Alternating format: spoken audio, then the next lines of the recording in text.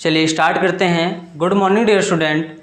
आज आप लोग की एग्रोनॉमी की क्लास नंबर 14 है, जिसमें हम बात करेंगे कल्टीवेशन ऑफ पिजन पी यानी कि अरहर की खेती। तो अरहर की खेती हम आइए जानते हैं विस्तार पूर्वक क्या है। तो सबसे पहले स्टार्ट करते हैं हम बॉटेनिकल नेम से, जिसका बॉटेनिकल नेम यानी कि वानस्पतिक नाम या वैज्ञानिक नाम क्या है, तो वो है कैजानस कजान। जैसे कि लिखा है इस पे Cajanus cajan, CAJANUS Cajanus cajan, CAJAN Cajanus cajan. अब कजान की कैजानस में C कैपिटल है, कजान में C स्मॉल है। मैंने बार बार बताया आपको कि बॉटेनिकल नेम का पहला अक्षर कैपिटल होगा, बाकी सारे स्मॉल होंगे, तो आप जानिएगा, ठीक है। कैजानस में C कैपिटल होगा, कजान में C स्मॉल होगा। कैजानस कजान हो गया आपका वैज्ञानिक नेम। अब उसके बाद नेक्स्ट आता है फैमिली। तो फैमिली इसकी हो गई फेवेसी और ओल्ड फैमिली हो गई लेग्यूमिनेसी, ठीक है। इसको लेग्यूमिनेसी पहले क्यों हम लोग जब पढ़े थे तो इसको लेग्यूमिनेसी फैमिली में पढ़े थे। आज जो है बदल कर नया हो गया फेवेसी। तो इसको लेग्यूमिनेसी के अंतर्गत क्यों रखी जाती थी? जितनी दलहनी फसलें थी आपकी सारी लेग्यूमिनेसी में आती थी, क्योंकि जो फलियां लगती हैं उसको लेग्यूम कहा जाता है, यानी कि फलदार जिस पौधे में फलियां लगती है वो लेग्यूमिनेसी में आती है। तो ये अरहर में क्या निकलती है? फलियां, तो लेग्यूम, ठीक है। तो वही लेग्यूमिनेसी हो गया था लेग्यूम से। तो कहने का मतलब आज जो है ये हो गया है फेवेसी और ओल्ड नेम लेग्यूमिनेसी हो गया, ठीक है। अब CN नंबर इसका क्या है, यानी कि क्रोमोसोम्स नंबर क्या है? 2N = 20, pH 6 से 7 है आपका। उसके बाद आता है ओरिजिन। इसका ओरिजिन जो है अफ्रीका है, लेकिन कोई बहुत सारे जो कई वैज्ञानिक ऐसे हैं जो इसका वैज्ञानिक ओरिजिन यानी नेटिव प्लेस यानी जन्म स्थान भारत ही मानते हैं, लेकिन जो लिखा गया है वो अफ्रीका है, ठीक है। अब नेक्स्ट आता है क्लाइमेट यानी कि जलवायु। इसके लिए जलवायु कैसी होगी? शुष्क और नम गर्म जलवायु, ठीक है। नेक्स्ट आता है टेम्परेचर, यानी कि इसकी वृद्धि विकास के लिए हमें तापमान कितने तापमान की आवश्यकता होगी, तो वो है 20 to 25 डिग्री सेंटीग्रेड, यानी 20 से 25 डिग्री सेंटीग्रेड। नेक्स्ट आता है सॉइल। तो पहली बात तो आप जान लीजिए अरहर की खेती आप सभी भूमियों पर कर सकते हैं, लेकिन जो सर्वोत्तम मानी जाती है हम उसे यहाँ पर बात करेंगे, तो वो है उचित जल निकास वाली दोमट मृदा। इसे मतलब अरहर खेती के लिए सर्वोत्तम मानी जाती है, ठीक है। नेक्स्ट है सीड रेट। अगर आप खाली शुद्ध यानी यहाँ पे लिखा है शुद्ध फसल और मिश्रित फसल, इसका तात्पर्य यह है कि शुद्ध फसल का मतलब है कि आप केवल अरहर की ही खेती करेंगे, ठीक। तो उसके लिए बीज की आवश्यकता कितनी होगी, तो वो है 10 से 12 किलोग्राम प्रति हेक्टेयर। अगर आप मिक्स क्रॉपिंग करते हैं या जैसे कि एक के साथ दो, जैसे अरहर के साथ आप उड़द भी बो रहे हैं, वो हो जाएगी मिक्स क्रॉपिंग। तो मिश्रित खेती मिश्रित में हो जाएगा, मिश्रित फसल में 5 से 6 क्विंटल पर हेक्टेयर किलोग्राम प्रति हेक्टेयर, सॉरी क्विंटल नहीं होगा, सॉरी 5 से 6 किलोग्राम प्रति हेक्टेयर, क्योंकि भाई खेत का एरिया उतना ही रहेगा। अगर आप 2 तरह की फसल बोएंगे तो आप उसमें सीड बढ़ जाएगा, तो जस्ट आधा हो जाएगा। अभी क्या था 10 से 12 था, अब 5 से 6 हो गया, ठीक है, क्लियर है। नेक्स्ट आता है सोविंग टाइम। तो इसका टाइम क्या है बोने का सही? 15 जून से 30 जुलाई तक बोया जाता है। वैसे जो है सबसे अच्छा टाइम पीक है जून का, ठीक है, जून में बोएंगे तो ज़्यादा अच्छा रहता है।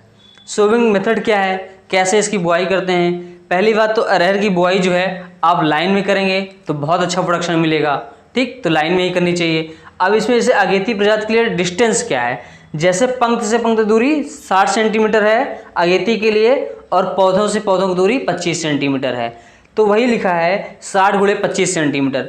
यहाँ पर 60 का मतलब हो गया पंक्ति से पंक्ति की दूरी, कहने का मतलब एक पंक्ति 2 पंक्ति हो गया। अब ये हो गया पौधे से पौधे की दूरी, तो ये 60 × 25 सेंटीमीटर हो गया। और पछेती प्रजाति के लिए जो है 90 × 30 सेंटीमीटर है, यानी 90 सेंटीमीटर पंक्ति से पंक्ति की दूरी है और 30 सेंटीमीटर पौधे से पौधे की दूरी है, ठीक है, क्लियर है।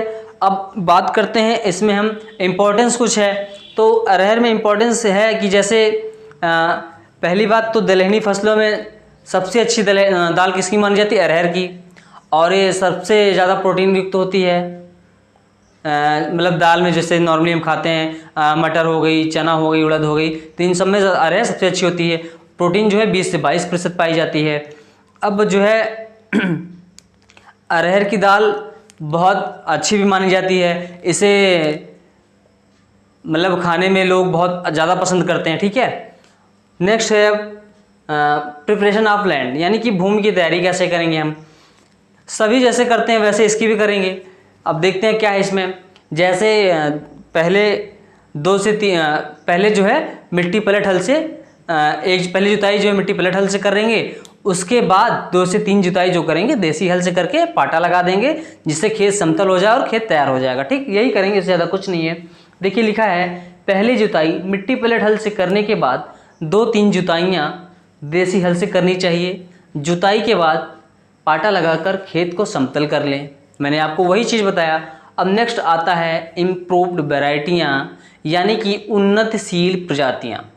इम्प्रूव्ड का मतलब है उन्नतिशील, वैरायटीज़ का मतलब है प्रजातियाँ, किस्में। ठीक, यानी कि उन्नतिशील किस्में। तो जैसे है कम समय में पकने वाली वे वैरायटी या वे किस्म जो 4 से 5 महीने में पककर तैयार हो जाती हैं, तो उसमें से कौन कौन सी हैं। तो सबसे पहले हम देखते हैं टाइप 21, यानी कि टाइप 21। तो ये कब कितने दिन में तैयार हो जाती है। यह 160 से 175 दिन में पककर तैयार हो जाती है। इसका उत्पादन लगभग 18 से 20 क्विंटल तक होता है। ठीक है, पहला है ये टाइप 21, जिसमें 160 से 175 दिन में पककर तैयार होती है और इसका प्रोडक्शन है लगभग 18 से 20 क्विंटल पर हेक्टेयर। अब नंबर 2 आता है प्रभात। प्रभात यह थोड़ा जल्दी ज़्यादा पक जाती है, जैसे 110 से 120 दिन में तैयार हो जाती है पककर। इसका उत्पादन 15 क्विंटल पर हेक्टेयर है। ठीक, मैं एक एक बोल दे रहा हूँ, अगर आपको हो सकता है लिखा ना समझ में आए, छोटा छोटा लिखा है, क्योंकि छोटा में बार बार कमेंट आते हैं कि छोटा लिखा है सर, समझ नहीं आ रहा है, दिख नहीं रहा है। तो बिल्कुल दिख नहीं रहा है अभी, लेकिन इसीलिए मैं एक एक लाइनें आपको बोल देते हैं। आप मेरी स्पीच पे ध्यान दीजिए, सारा कुछ क्लियर हो जाएगा, कोई दिक्कत नहीं है। वैसे इतना भी बुरा नहीं रहेगा, दिखेगा, लेकिन जहाँ पे नेटवर्क इशू होगा वहाँ पे हो सकता है ना दिखे सही। ठीक है, नेक्स्ट आता है पूसा 84, यानी कि पूसा 84।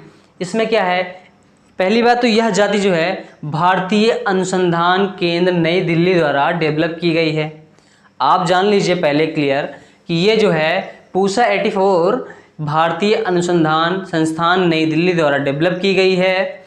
यह 140 से या 145 से 150 दिन में पककर तैयार हो जाती है। इसका उत्पादन लगभग 20 से 25 क्विंटल प्रति हेक्टेयर है और इसकी एक क्वालिटी है, यह जाति उकठा एवं झुलसा रोग प्रतिरोधी है।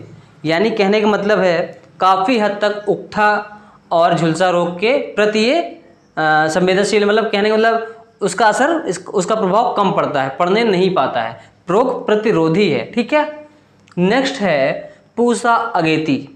पूसा अगेती में क्या है, यह 150 से 160 दिन में पककर तैयार हो जाती है तथा इसका उत्पादन 15 से 20 क्विंटल प्रति हेक्टेयर है और यह मिक्स क्रॉपिंग के लिए उपयुक्त मानी जाती है। ठीक है, क्लियर है। नेक्स्ट आता है अधिक समय में पकने वाली जातियाँ। अभी तक हम पढ़ रहे थे कम समय में पकने वाली जातियाँ, अब हम पढ़ेंगे अधिक समय में पकने वाली जातियाँ। जैसे इस श्रेणी की फसल 9 से 10 माह में पककर तैयार हो जाती है। वो जो थी 4 से 5 महीने में आपकी तैयार होती थी, ये जो है 9 से 10 महीने का समय लेती है पकने में। ठीक है, या तैयार होने में। अब देखते हैं पहला क्या है। पहली वैरायटी का नाम है टाइप 7, जिसमें है यह 260 से 275 दिन में पककर तैयार होती है।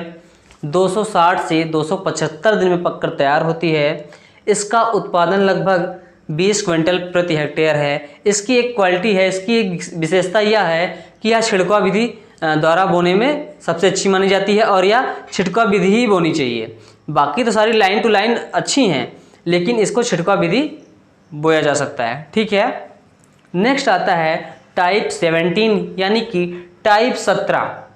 यह 260 से 270 दिन में पककर तैयार हो जाती है तथा इसका उत्पादन 15 से 20 क्विंटल प्रति हेक्टेयर है। यह जाति भी जो है उकठा रोग प्रतिरोधी है। ठीक, उकठा रोग प्रतिरोधी है। नेक्स्ट आता है बसंत। बसंत क्या है आपका, बसंत वैरायटी है जो अधिक समय पककर तैयार होती है। इसकी क्वालिटी क्या है, कब तक तैयार होती है, देखिए यह 270 से 275 दिन में पककर तैयार हो जाती है तथा इसका उत्पादन 20 से 22 क्विंटल प्रति हेक्टेयर है। यह भी जो है उकठा रोग प्रतिरोधी है, ठीक है, उकठा रोग यानी बिल्ट डिजीज प्रतिरोधी है, ठीक है। नेक्स्ट आता है बहार। बहार जो है 275 दिन में पककर तैयार हो जाती है। इसका उत्पादन जो है 20 क्विंटल पर हेक्टेयर है। यह मोज़ेक रोग प्रतिरोधी है। कौन सा रोग, मोज़ेक रोग प्रतिरोधी है। कौन सी फसल में, कौन सी वैरायटी में, बहार में, ठीक है। अब नेक्स्ट आता है मालवीय चमत्कार 13, ब्रैकेट में BHU लिखा है, यानी कि ये बनारस में तैयार हुई है, BHU में तैयार की गई द्वारा BHU में डेवलप की गई वैरायटी है जिसका नाम है आपका मालवीय चमत्कार, ठीक है, मालवीय चमत्कार 13। देखते हैं क्या है इसकी विशेषता क्या है। इसका पौधा विशाल झाड़ी के रूप में होता है। इसका पौधा विशाल झाड़ी के रूप में होता है। एक पौधे में 1500 फलियां लगती हैं जिसमें लगभग 6000 दाने प्राप्त किए जा सकते हैं, ठीक है, क्लियर हुआ। हम एक बार आपको टाइप 7 के बारे में बताते हैं कि ये छिड़काव विधि द्वारा बोना क्यों अच्छा रहता है। पहली बात तो ये, अगर इसकी दूरी बहुत ज़्यादा भी नहीं रहेगी, पौधे से पौधे या पंक्ति से पंक्ति दूरी, तो जैसे ये पौधा एकदम सीधा निकलता है और इसमें ज़्यादा शाखाएं निकलती नहीं है, पौधा एकदम सीधा जाता है, इस वजह से छिड़काव विधि बोने के लिए उत्तम मानी जाती है, ठीक है, क्लियर हुआ। हम पिजन भी पढ़ रहे थे जिसमें हम बात किए vertical name, family, old family, chromosome number, pH, origin, climate, temperature, soil, seed rate, sowing time, sowing method, protein, preparation of land, improve varieties जो थी मैंने आप उस पर बात करी। अब आप इसका स्क्रीनशॉट लेना चाहें तो ले सकते हैं, ले लीजिए।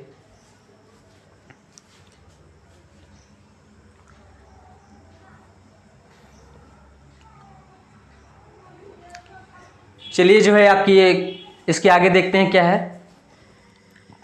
देखिए नेक्स्ट है सीड ट्रीटमेंट, यानी कि बीज शोधन, बीज उपचार। जैसे हम सभी फसलों में बीज को बोने से पहले बीज का हम शोधन करते हैं या बीज उपचार करते हैं, तो इसमें भी उसी प्रकार करेंगे।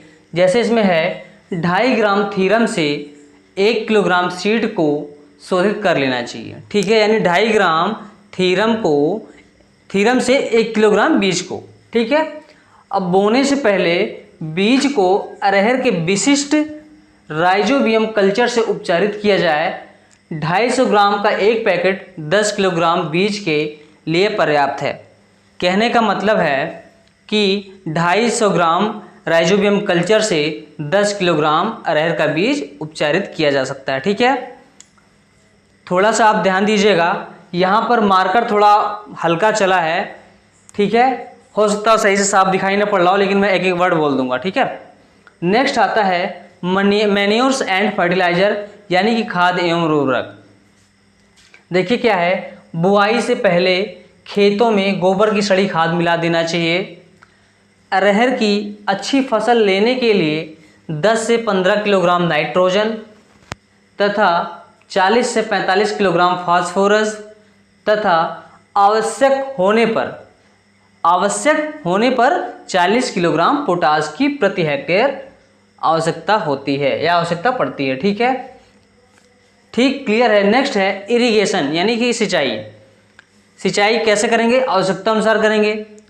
आवश्यकता अनुसार 2-3 हल्की सिंचाई करने की आवश्यकता पड़ती है। वो भी कब, जब हम अरहर जून की माह में बो देते हैं तो वर्षा होने तक, यानी कि जून में तो वर्षा होती नहीं है, अगर हो गई तो कोई ज़रूरत नहीं है, और नहीं हुई है तो 2 से 3 हल्की सिंचाई करने की आवश्यकता पड़ती है, ठीक है, वही लिखा है, आवश्यकता अनुसार 2 से 3 हल्की सिंचाई करने की आवश्यकता पड़ती है। जून में बोई गई अगेती फसल में वर्षा होने तक करना पड़ता है, वही मैं बताया आपको। अब नेक्स्ट आता है वीड कंट्रोल, यानी कि खरपतवार नियंत्रण। इसमें क्या है, वर्षा काल में खरपतवारों की बढ़वार लगभग 3 सप्ताह बाद, वर्षा काल में खरपतवारों की बढ़वार लगभग 3 सप्ताह बाद काफ़ी हो जाती है। जब बारिश होती है तो 15-20 दिन बाद घास तो खूब बड़ी बड़ी हो ही जाती हैं, वही चीज़ है यहाँ पे, बढ़वार 3 सप्ताह बाद काफ़ी हो जाती हैं। अतः बुआई के 1 माह के अंदर, यानी कि 20 से 25 दिन में निराई गुड़ाई कर देना चाहिए। यानी कि लिखा है अतः बुआई के 1 माह के अंदर ही एक निराई गुड़ाई करनी चाहिए। ठीक है। यदि अरहर की शुद्ध फसल ली गई है या ली गई हो तो दूसरी निकाई गुड़ाई पहली निकाई के 20 दिन बाद करना चाहिए। ठीक, कहने का मतलब 1.5 महीने में करना चाहिए। घासें तथा चौड़ी पत्ती वाले खरपतवारों का रासायनिक विधि से जब नष्ट करना होगा तो उसके लिए क्या करेंगे, पेंडीमेथिलीन 30 EC, पेंडीमेथिलीन 35 EC 3 लीटर अथवा एलाक्लोर 50 EC 4 लीटर मात्रा को 800 से 1000 लीटर पानी में घोलकर प्रति हेक्टेयर बुआई के तुरंत बाद पाटा लगाकर छिड़काव करें। ठीक है, क्लियर हुआ। अब नेक्स्ट है डिजीज कंट्रोल यानी कि रोग नियंत्रण। अब इसमें सबसे पहले आता है उकठा रोग यानी विल्ट डिजीज। ये क्या है? यह अरहर का सबसे खतरनाक रोग है। यह रोग फसल कटने के बाद भी भूमि में जीवित रहता है। कहने का मतलब विल्ट यानी उकठा रोग जो है यह अरहर का सबसे खतरनाक रोग है। यह फसल कटने के बाद भी जमीन में जीवित रहता है। ठीक है, मतलब मरता नहीं है। यह पौधे में पानी व खाद के संचार को या खाद्य पदार्थ के संचार को रोक देता है। ठीक, जिससे पत्तियां पीली पड़कर सूख जाती हैं और पौधा सूखकर गिर जाता है या सूख जाता है। जब भाई पौधे को पानी और खाद्य पदार्थ दोनों ही नहीं मिलेगा तो पौधा सूख जाएगा ही, ऑटोमेटिक सूख जाएगा, पत्तियां पीली पड़ जाएंगी। यानी कि उकठा रोग बहुत खतरनाक है। यह अरहर का सबसे खतरनाक रोग है। फसल कटने के बाद भी ये रोग जो है भूमि में जीवित रहते हैं। ये पौधों के खाद पानी संचार को मतलब यानी कि पानी और खाद को संचार को रोक देते हैं, पौधों में नहीं मिलने देते हैं, जिससे पौधों की पत्तियां पीली पड़ जाती हैं और पौधे सूखकर मर जाते हैं, गिर जाते हैं। अब इसके लिए हम इसका उपचार कैसे करेंगे? ठीक, नंबर 1 है रोगी पौधों को उखाड़कर जला देना चाहिए। यहाँ पर बोला गया है कि ये जीवित रहते हैं तो उखाड़कर जला देंगे। जब रोगी पौधे जो भी मिले उसे हम उखाड़कर जला दें या ज़मीन पर दबा दें। दबाने से कोई मतलब नहीं, जला देंगे ज़्यादा सही रहेगा क्योंकि मरते नहीं है वो। दूसरा है उस खेत में अगले 3-4 वर्ष तक अरहर की फसल नहीं लेना चाहिए। ठीक। तीसरा है ज्वार के साथ अगर अरहर को मिलाकर बोया जा रहा है तो भी उकठा रोग से काफ़ी हद तक कामयाबी मिल सकती है, नियंत्रण मिल सकता है। लिखा है वही ज्वार के साथ अरहर की मिक्स क्रॉपिंग लेने से भी कुछ हद तक उकठा रोग का भय कम हो जाता है। ठीक है। अब नेक्स्ट आता है मोज़ेक रोग। तो मोज़ेक रोग क्या है? हाँ, एक चीज़ और है उकठा रोग में, मैंने बताया इसका सोल्यूशन क्या है। तो यहाँ पर पहला अब ये भी हो सकता है एक उपचार में एक पॉइंट क्या कहते हैं, रोगरोधी किस्म उगाएं।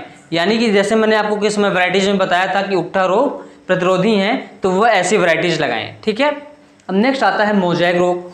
अब इसमें क्या है, इस रोग से पौधों में पत्तियां अधिक लगती हैं। इस रोग जब यह रोग मतलब मोज़ेक रोग होता है तो पौधे में पत्तियां तो खूब लगती हैं लेकिन वो आकार में छोटी होती हैं और रोगी पौधों में फल या फलियां नहीं लगती हैं। पौधे की शाखाएं इस रोग से प्रभावित होती हैं। कहने का मतलब लिखा है इस रोग से पौधों में पत्तियां अधिक लगती हैं जो आकार में छोटी होती हैं। रोगी पौधों में फल या फलियां नहीं लगती हैं। पौधे की शाखाएं इस रोग से प्रभावित होती हैं। ठीक है। इसका उपचार सेम उकठा रोग की तरह ही है। पहला है कि जो है आप रोगरोधी किस्म उगाएं। दूसरा है रोगी पौधों को जला दें। तीसरा है आपका उस खेत में अगले 3 से 4 वर्ष फसल ना लें, अरहर की फसल ना उगाएं। फसल लें लेकिन अरहर की फसल ना लें। ठीक है। अब नेक्स्ट आता है तना सड़न। तना सड़न में क्या है, यह रोग फफूंद के कारण होता है। कहने का मतलब तना सड़न जो है यह फफूंद के कारण फैलने वाला रोग है। इस रोग में पौधे की जड़ें तथा पौधों का ऊपरी भाग तो स्वस्थ रहता है। पौधों की जड़ें तथा पौधे का ऊपरी भाग तो अच्छा रहता है, स्वस्थ रहता है, लेकिन तने का निचला भाग सड़कर सूख जाता है और अंत में पौधा मर जाता है। यानी कि तना सड़न रोग में क्या है, इसके पौधों की इसके पौधों की जड़ें और ऊपरी सतह आपको दिखने में बहुत स्वस्थ लगेंगे, लेकिन निचला भाग वो सड़कर सूख जाता है और अंत में पौधा मर जाता है। इसका सलूशन क्या है? इसका सलूशन है रोग रोधी किस्में उगाएं।